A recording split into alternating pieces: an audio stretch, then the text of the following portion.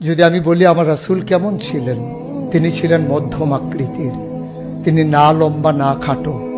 তিনি কখনো বা যখন হাজারো মানুষের সামনে দাঁড়াতেন, বিদায় হজের সময়ে 1,40,000 সাহাবা যখন ময়দানে, তিনি যখন আস্তে করে উঠে দাঁড়ালেন, ওনার চাইতে অনেক লম্বা লম্বা মানুষ থাকার পরেও অবাক বিস্ময়ে সবাই তাকিয়ে দেখলো, সবার উপর দিয়ে যে মানুষটির মাথা মুবারক দেখা যায়, তিনি নবী মুহাম্মদুর রাসূলুল্লাহ সাল্লাল্লাহু আলাইহি ওয়াসাল্লাম। তিনি মধ্যম আকৃতির হওয়ার পরে সবার উপরে তার শির, সবার উপরে তার মাথা। সবাই অবাক বিস্ময়ে তাকিয়ে দেখলেন তার চুলগুলো হালকা হালকা কোঁকড়ানো।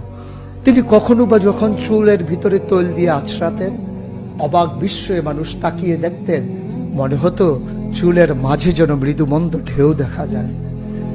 তার কপালটা ছিল চওড়া শুভ্র, তার চোখের ভ্রুগুলো ছিল ধনুকের মতো বাঁকা, তার চোখগুলো ছিল টানা টানা ভাসা ভাসা, তার চোখের পাতাগুলো ছিল গোলাপের পাপড়ির মতো। তিনি কখনো বা যখন চোখের পলক ফেলতেন, অবাক বিস্ময়ে মানুষ তাকিয়ে দেখতেন, মনে হতো মৃদুমন্দ বাতাসে গোলাপ পাপড়ি দোল খাচ্ছে। তার চোখের সাদা অংশ ছিল রক্তিমাভ সাদা, কালো অংশ ছিল তার কৃষ্ণ কালো। তার ঠোঁটগুলো ছিল গোলাপি রঙের, তার নাকটা ছিল খাড়া, ছিদ্রগুলো ছিল ছোট ছোট, নাকের নিচে ঠোঁটের উপরে ছিল চিকন সরু গোঁফ। তিনি কখনো বা যখন মুচকি হাসতেন, তার গোলাপি রঙের ঠোঁট দুটো যখন একটু ফাঁক হয়ে